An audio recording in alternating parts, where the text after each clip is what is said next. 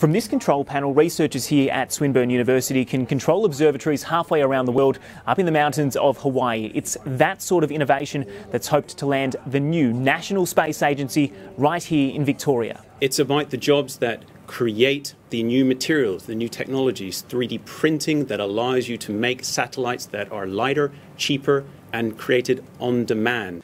Australia is one of the only developed countries in the world to not have its own National Space Agency, a fact the Turnbull government is seeking to change, setting aside $41 million to tap into the soon-to-be trillion-dollar industry. Not just astronauts we're talking about scientists, engineers, biologists and indeed teachers. Since launching the nation's first satellite in 1967, Australia failed to establish itself as a leader in the space race, with Bob Hawke's National Space Office collapsing in 1996. Nowadays, we are seeing through SpaceX, we will see private investment coming into the sector. With WA and Canberra already putting their hands up for the space agency, the bidding war has officially started. We produce more engineering graduates than any other state in Australia. Our record speaks for itself with advanced manufacturing. We already are the space state.